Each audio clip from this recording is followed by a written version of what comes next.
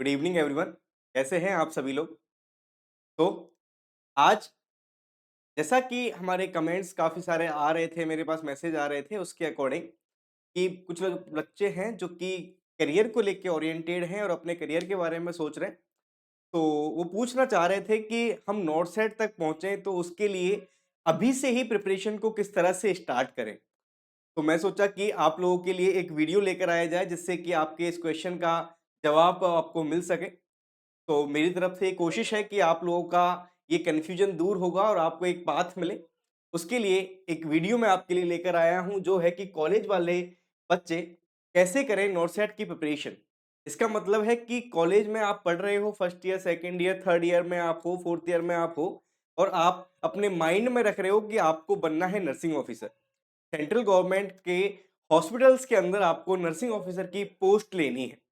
तो चलिए, उसके लिए मैं आपको थोड़ा आपके सिलेबस के अकॉर्डिंग आपको लेके चलूँ, तो हम आपको ये बताते हुए चलेंगे कि नॉर्सेट के पेपर का जो वेटेज होता है, वो किस तरह से क्या वेटेज होगा। तो देखो, आप जब फर्स्ट सेमेस्टर में होते हो, तो फर्स्ट सेमेस्टर के अंदर आप एनाटॉमी एंड फिजियोलॉजी और सोशियोलॉजी और साइकोलॉजी को पढ़ते हो।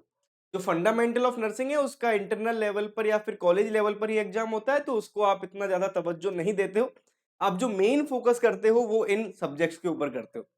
तो इसमें से मैं आपको बता दूं कि जो ये एनाटॉमी एंड फिजियोलॉजी है, ये एनाटॉमी एंड फिजियोलॉजी का मतलब क्या है सर? एनाटॉमी का मतलब है स्ट्रक्चर से, और जो फिजियोलॉजी है उसका मतलब होता है कि हाउ द ऑर्गन वर्क। तो किस तरह से फंक्शन परफॉर्म करता है, उसका मतलब होता है फिजियोलॉजी से।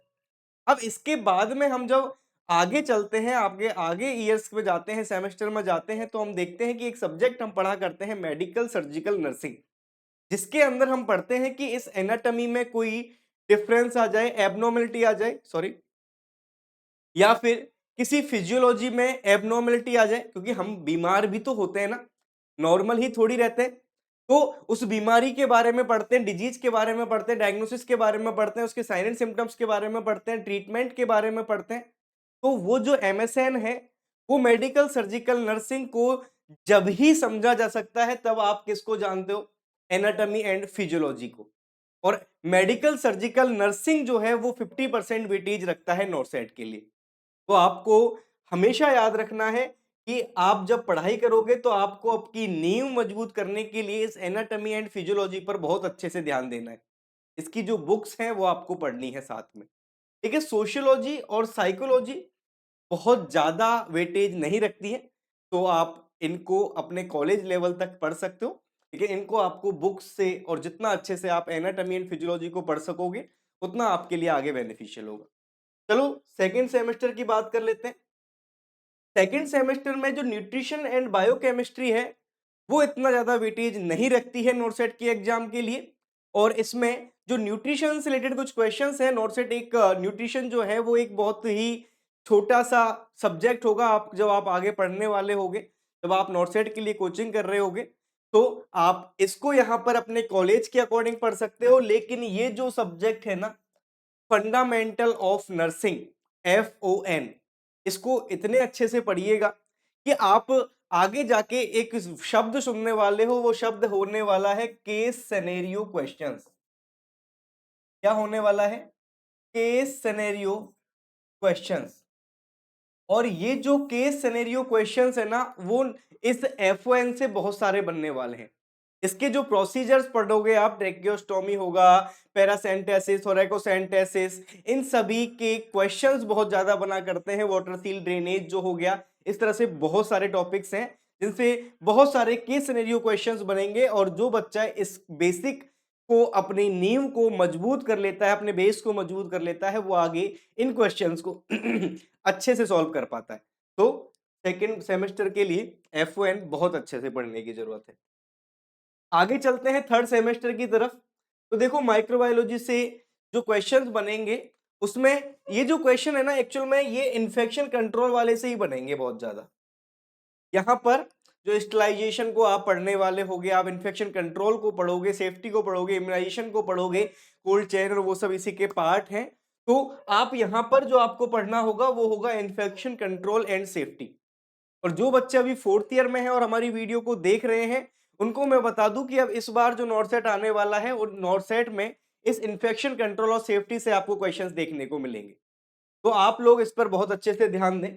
उसके अलावा यहाँ 3rd सेमेस्टर के अंदर जो फार्मेकोलॉजी है, उससे क्वेश्चन बनते हैं, लेकिन मैं ये नहीं कहूंगा कि आप इसको बहुत ही ज्यादा डिटेल्ड में अंदर जाके घुस के बात करें इसकी, लेकिन हाँ, इसका जो ओवरऑल जो ओवरव्यू है ना, वो आप अभी से अच्छे से क्लियर करें, थोड़ा इसमें इंटरेस्ट लें। थोड़े जो ड्रग्स के नेम हैं जो कि काफी डिफिकल्ट होते हैं, काफी कॉम्प्लिकेटेड से होते हैं, तो उनको आप याद रखने की कोशिश करें, उनको बार बार रिवीजन करने की कोशिश करें कि ये कौन सी कैटेगरी से बिलोंग करते हैं, कौन क्या इनका मैकेनिज्म ऑफ एक्शन होने वाला है। कुछ टर्मिनोलॉजीज आप इस फार्मेकोलॉजी में पढ़ोगे, उन टर्मिनोलॉजीज के बारे में आप अभी से उनको जानते हुए चलो। साइड इफेक्ट क्या होता है, एडवर्स इफेक्ट क्या होता है, टॉक्सिक इफेक्ट क्या होता है, टॉलरेंस पावर क्या होती है, इन सब के बारे में आप अभी से जानते हुए चलो। ठीक है, चलिए। इसके बाद 4th सेमेस्टर में बात करेंगे तो फार्मेकोलॉजी इतनी ही इंपॉर्टेंट है जितना कि आपको 3rd सेमेस्टर के लिए बताया गया है। उसके बाद अगर हम देखेंगे तो बहुत ज्यादा पोर्शन और ज्यादा नॉर्सेट के लिए, देखो नॉर्सेट के लिए इंपॉर्टेंट नहीं है इसका मतलब ये नहीं कि आप इनको छोड़ दो। ठीक है, आपके जो आपके जो एकेडमिक्स है उसके लिए आपके पूरी तरह से ये आपको मार्क्स दिलवाएंगे, आपको मार्क्स गेन करेंगे, मार्क्स बूस्ट करने में हेल्प करेंगे। और इसके साथ ही जो नर्सिंग है वो पूरी एक दूसरे से इंटर रिलेटेड है। अगर आप इन शब्दों जो इनमें आप जो पढ़ने वाले उन शब्दों के बारे में, टर्म्स के बारे में आप अगर नहीं जान पाओगे, तब आपको डिफिकल्टी होगी। तो अभी आप सबको अच्छे से पढ़ते हुए चलो, लेकिन नॉर्सेट की प्रिपरेशन के लिए जो इंपॉर्टेंट है उनको मैं आपको यहाँ पे क्या कर रहा हूँ, बताए जा रहा हूँ, या फिर मैं बोलूँ हाईलाइट कर रहा हूँ। अब आते हैं बहुत ही ज्यादा important, paediatrics nursing, child health nursing जिसको हम बोलते हैं। इससे लास्ट 2 to 3 अगर हम बात कर लें नॉर्सेट की, तो वेटेज ऑफ क्वेश्चंस बहुत सारे हैं, और ये मेरी फेवरेट सब्जेक्ट है। तो इसको बहुत अच्छे से पढ़ने की जरूरत है, बहुत ही सिंपल है ये। इसमें एक्चुअल में ये थोड़ी लेंदी हो जाएगी क्योंकि इसके अंदर आपको सारे सिस्टम्स पढ़ने पड़ते हैं, जो कि लेकिन किसके संदर्भ में, चाइल्ड, बच्चे के संदर्भ में। ठीक है, तो एक तरह से ये आपको सारे नर्सिंग के सब्जेक्ट का ओवरव्यू दे देता है। ठीक है, बहुत ही अच्छा सा प्यारा सा सब्जेक्ट है और इसका वेटेज बहुत ज्यादा होता है। मेंटल हेल्थ नर्सिंग से आपको इस नॉर्सेट 06 में क्वेश्चंस काफी देखने को मिलने वाले हैं, जैसा कि मुझे लगता है। ठीक है, तो ये है साइकेट्रिक नर्सिंग, इसको भी बहुत अच्छे से पढ़े। देखो, आप थोड़ा सा कम वेटेज लेके कम कम छोटी छोटी चीजें पढ़ते हुए आगे बढ़ रहे हो, लेकिन अब जो क्वेश्चंस आ रहे हैं, अब ये जो दोनों सब्जेक्ट्स है ना, ये आपकी बहुत इंपॉर्टेंट सब्जेक्ट्स। ठीक है, इसके बाद मैनेजमेंट और रिसर्च से जो क्वेश्चंस हैं वो लिमिटेड से क्वेश्चंस हैं, लिमिटेड से कुछ टॉपिक्स हैं जिनसे क्वेश्चन पूछे जाते हैं। तो इनको मैं अभी से नहीं बोलूंगा कि इनमें आप घुसे जाओ, इनमें आप सारा कुछ पढ़ो, नहीं, अपने अकॉर्डिंग थोड़ा थोड़ा जो थ्योरेटिकल आपको पढ़ना होता है उस थ्योरेटिकल आप पढ़ते हुए चलें, जिससे कि आप बाद में जब इन चीजों को थोड़ा थोड़ा देखोगे तो आपको अच्छे से समझ आएंगे। चलिए, 6 सेमेस्टर जिसमें बिल्कुल community health nursing, mental health nursing, CHN nursing, ओबीजी, sir आपने तो सब पर ही स्टार मार्क कर दिया। अरे, मैं अगर इन चारों सब्जेक्ट की बात करूंगा, इन चारों सब्जेक्ट से इतने क्वेश्चन आपको नॉर्सेट में मिलने वाले हैं जिसकी कोई हद नहीं है। ठीक है, पीडियाट्रिक्स, साइकेट्रिक, सीएचएन, ओबीजी, ओबीजी से बहुत अच्छे से पढ़ना, बहुत अच्छे से पढ़ना, जिससे छोटी छोटी चीजें बेस अगर आपका ओबीजी को लेकर अभी से क्लियर हो गया तो आपको आगे इतना बेनिफिट मिलने वाला है, क्योंकि एक लेंदी सब्जेक्ट होती है ही जो आगे जाके आपको परेशान करेगी। लेकिन अभी से ही छोटी छोटी टर्म्स को, छोटी छोटी चीजों को, इसकी स्ट्रक्चर्स को, कौन कहां प्रेजेंट होता है, उन सब चीजों को पढ़ते हुए चलना। प्लेसेंटा प्रीविया, एब्रेप्टो प्लेसेंटा क्या होते हैं, मल्टीपल प्रेगनेंसी क्या होती है, ट्विन प्रेगनेंसी, ठीक है, किस किस तरह से ट्विंस हैं, कौन कौन से आइडेंटिकल ट्विंस कौन से होंगे, ये सभी कुछ टर्म्स आप वहां देखोगे तो इनको बहुत अच्छे से अभी से ही आपको पढ़ते हुए चलना है।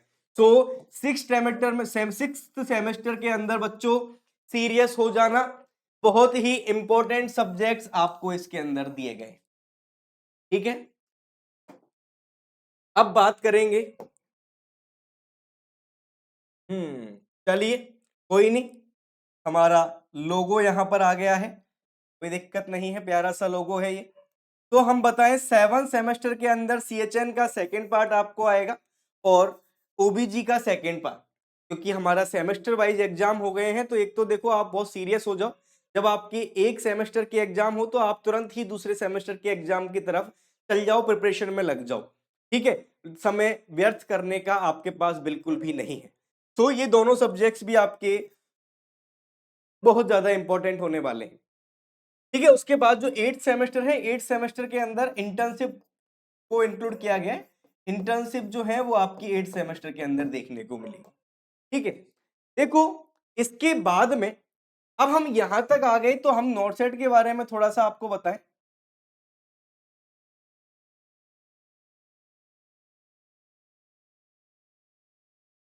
देखो नॉर्थ सेट का जो पेपर है वो पहले तो एक ही हुआ करता था, आजकल दो पेपर होते हैं, प्री और मेंस।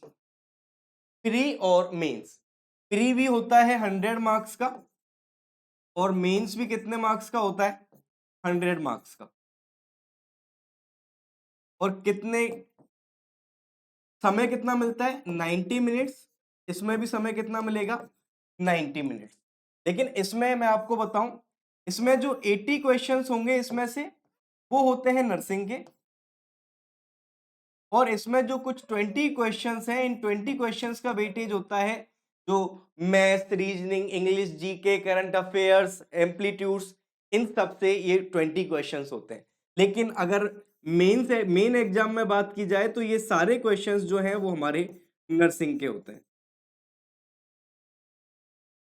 ठीक है। और केस सिनेरियो क्वेश्चंस के नंबर बढ़ते जा रहे हैं, तो आप सभी लोग अभी से अपना बेस क्लियर करते हुए चलिए, और जैसे ही आपका सिलेक्शन हो जाए, जैसे ही आपका पास आउट हो जाओ, आपका कॉलेज कंप्लीट हो जाए, और उसके बाद तुरंत ही आप जो पहला एग्जाम दो उस एग्जाम में आप निकल जाओ, सेलेक्ट हो जाओ, सफलता को पालो और नर्सिंग ऑफिसर बन के एक अच्छी सैलरी पाओ, अच्छा जीवन आप आगे जियोगे, ठीक है। सो हम KH नर्सिंग एजुकेशन पूरी की जो हमारी पूरी टीम है वो आपको साथ लगातार प्रयत्न करती रहेगी कि इस दौरान, इस आपकी एकेडमिक जर्नी के अंदर आपको पूरी तरह से वो सारी सलाह, कंटेंट प्रोवाइड किया जाए, जिससे कि आप अपने एकेडमिक्स में ही अपनी जो स्टडी है उसको इतना, अपनी नॉलेज है उसको इतना मजबूत बना लो, इतना अच्छे से कर लो उसको, जिससे कि आप जीवन में जो पहला एग्जाम दोगे उसमें आप सेलेक्ट होके अच्छे पद को पाओगे, अच्छी सफलता को पाओगे। ये हमारा लक्ष्य है।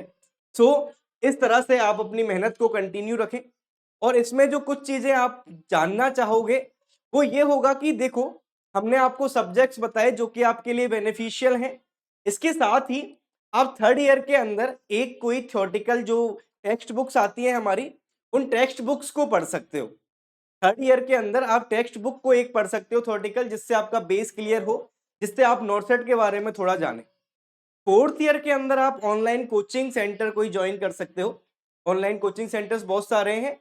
उसके बाद आप कॉलेज के साथ साथ घर पे ही पढ़ सकते हो, क्योंकि कॉलेज के साथ कोचिंग जाना तो आपके लिए ऑफलाइन पॉसिबल नहीं हो पाएगा, तो आप ऑनलाइन कोचिंग्स का सहारा लें, और ऑनलाइन कोचिंग के अंदर आप अच्छे से उसको कंटेंट को पढ़ें, कंटेंट को रेडी करें, अपने नोट्स अच्छे से सुंदर से प्यारे से बनाएं, क्वेश्चंस को करते रहें और फिर नोट सेट के लिए प्रिपेयर हो जाए, ठीक है। कुछ इस तरह से अपनी जर्नी को रखिएगा। तो इसमें आपको कोई भी डाउट लगे तो आप हमको कमेंट सेक्शन में बता सकते हो, आपके डाउट को दूर करने की पूरी पूरी कोशिश की जाएगी।